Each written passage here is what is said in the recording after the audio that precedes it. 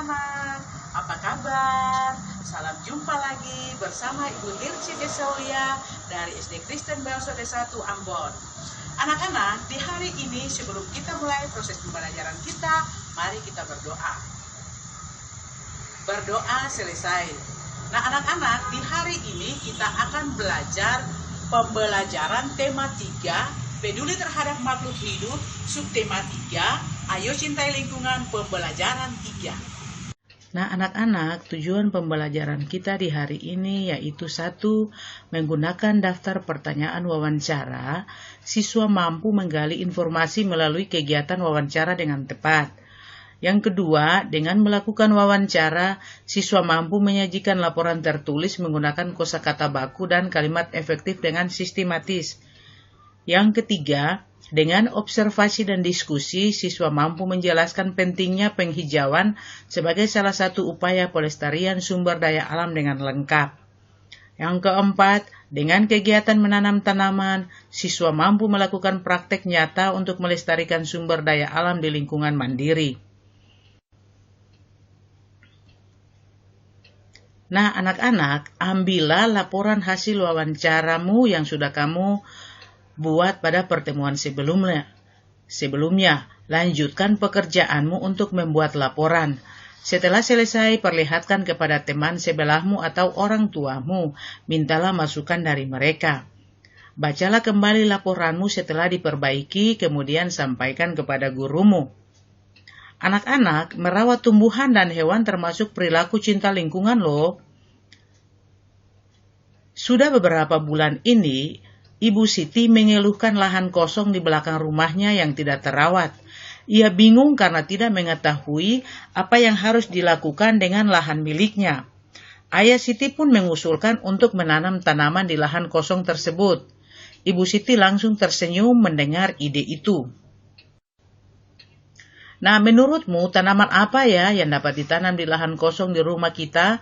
Ayo kita cari tahu. Nah, anak-anak, lahan kosong yang tidak terawat membuat lingkungan kita menjadi kurang sedap dipandang, apalagi jika lahan itu kotor.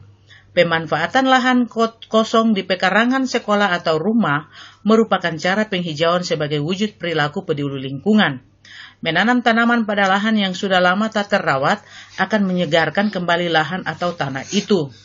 Salah satu cara menghijaukan lahan adalah dengan menanam tumbuhan yang bermanfaat bagi kita, misalnya tanaman obat seperti kencur, kunyit, dan jahe. Ibu Siti pun mengetahui bahwa lahan kosong di rumahnya dapat ditanami tanaman obat.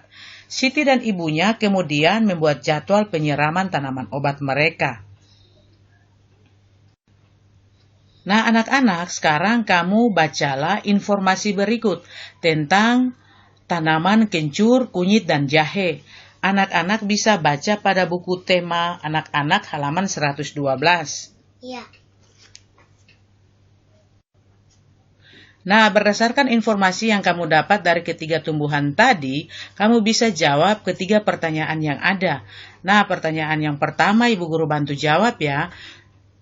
Informasi penting yang kamu temukan dari bacaan tersebut adalah lahan kosong dapat dihijaukan dengan menanam tanaman seperti kencur, kunyit, dan jahe. Tanaman tersebut dapat dijadikan bumbu masak maupun obat-obatan.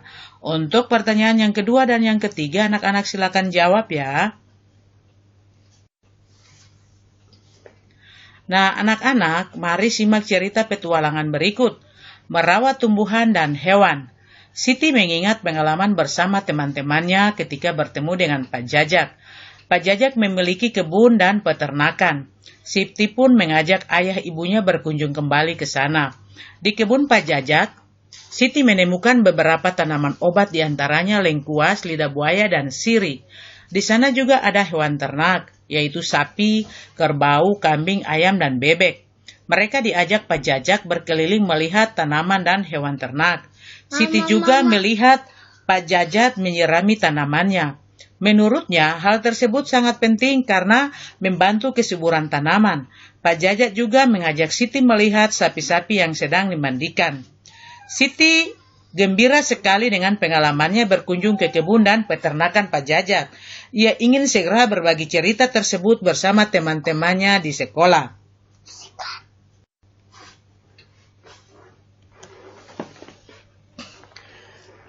Nah, anak-anak setelah mengetahui informasi tentang cara merawat tumbuhan dan hewan, Siti semakin sadar pentingnya kedua hal tersebut.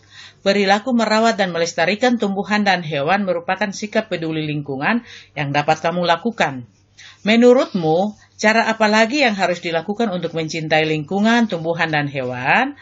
Diskusikan dengan seorang temanmu atau dengan orang tuamu contoh-contoh lain sikap mencintai lingkungan.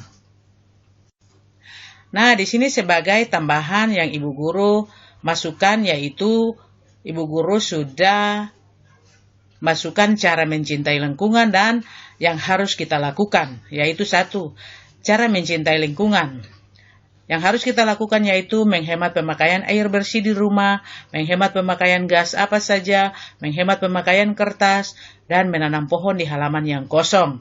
Yang kedua, cara mencintai hewan yang harus kita lakukan yaitu membuat kandang, memberi makan dan minum, melakukan pemeriksaan kesehatan, mengasihi dan menyayanginya, dan yang terakhir membersihkan kandang.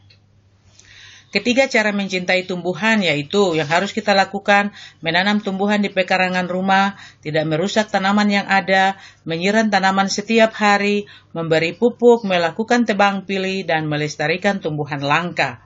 Nah, berdasarkan contoh-contoh yang harus kita lakukan terhadap mencintai lingkungan, anak-anak tinggal transfer untuk melengkapi peta pikiran yang ada.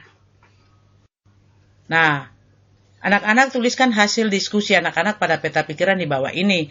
Peta pikiran ini Ibu Guru sudah melengkapi, yaitu dengan cara kita transfer dari peta pikiran yang Ibu Guru sudah tampilkan tadi. Nah, kita lihat cara mencintai tumbuhan dan hewan. Yang pertama untuk tumbuhan, yaitu 1, menanam tumbuhan di pekarangan rumah, 2, tidak merusak tanaman yang ada, 3, menyiram tanaman setiap hari, 4, memberi pupuk, 5, melakukan tebang pilih, 6, melestarikan tumbuhan langka. Yang berikut untuk cara mencintai hewan, yaitu 1, membuat kandang, 2, memberi makan dan minum, 3, melakukan pemeriksaan kesehatan, 4, mengasihi dan menyayanginya, 5, membersihkan kandang dari kotoran di sekitarnya. Nah, kesimpulan, apa yang sudah anak-anak pelajari hari ini? 1, melaporkan hasil wawancara. Yang kedua, menanam tumbuhan. Nah, anak-anak, sampai di sini materi pembelajaran kita. Ingat, walaupun belajar dari rumah, harus tetap semangat dalam belajar, tekun di dalam doa, dan senantiasa menjaga kesehatan. Sampai jumpa pada pertemuan selanjutnya. Tabea.